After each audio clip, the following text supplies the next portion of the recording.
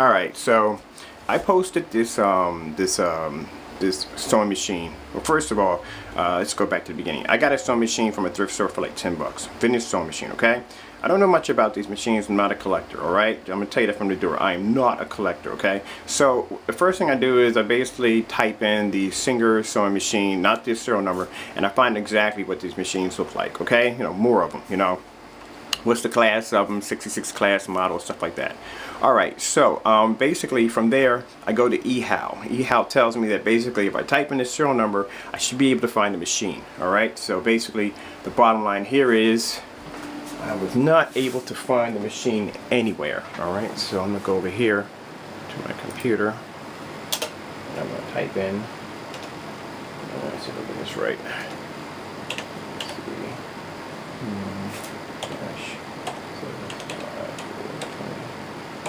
Alright, so this is what I'm typing in.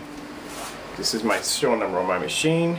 It's an AC-765425. That's my machine. Now, I basically searched the internet. Nothing came up with the machine. I mean, nothing. Basically just a blank page telling me that basically they weren't able to find it.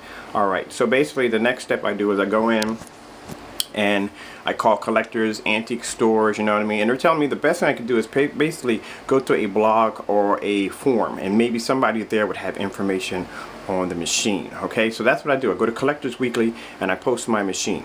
Now, as I'm in Collectors Weekly, I got 2 members in there that are stuck in God mode, and they're going on and on and on about their sewing machines and everything. Okay, fantastic. I'm learning a lot of new information. That's all good and well. But I asked them for a serial number for my machine, if they could possibly know anybody there that would have one. Alright, so they tell me before I ask this question that the machine I have is not rare and they're easy to find. Alright, so I tell them, look, it's not easy to find because I have been to Google, I've been to different search engines, I've even been to Singer's database and basically looked through their charts and they didn't have the machine.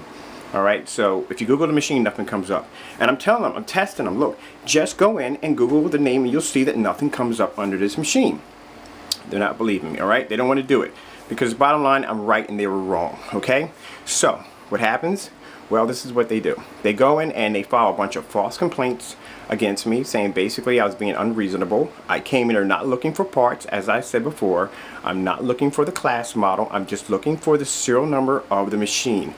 All these machines you're seeing here have different serial numbers. If you want to track down one of these machines, you punch in that serial number, this machine will come up. This is what I'm being told by eHow, right?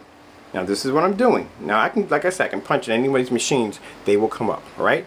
My machine doesn't come up. Now if you type in my serial number, the only thing that will come up is basically the machines I have on Collectors Weekly. Which, mind you, because the 2 individuals, longtime members, and I'm a new member, basically felt the need that I was challenging their intellect, they basically turned around and filed a bunch of false complaints against my post and had it removed. Now what we're going to do is, we'll go back here to my computer. This is my giant screen. And I'm going to hit search. Now you guys see the top. Singer to the sewing machine is my number right there. And if you look, Collectors Weekly, Collectors Weekly, Collectors Weekly.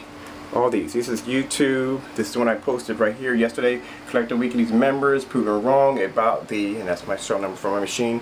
All this is all Collectors Weekly. Do you see any other website up here besides Collectors Weekly? Because the bottom line, if I never posted it to Collectors Weekly to begin with, it would not come up at all. Alright? And the reason why I posted it to Collectors Weekly to get some information on a serial number. Now, I'm going to show you. Now, you've seen from the last video, I was able to click on here and you were able to see my machine. I'm going to go back here a minute. And we're going to click.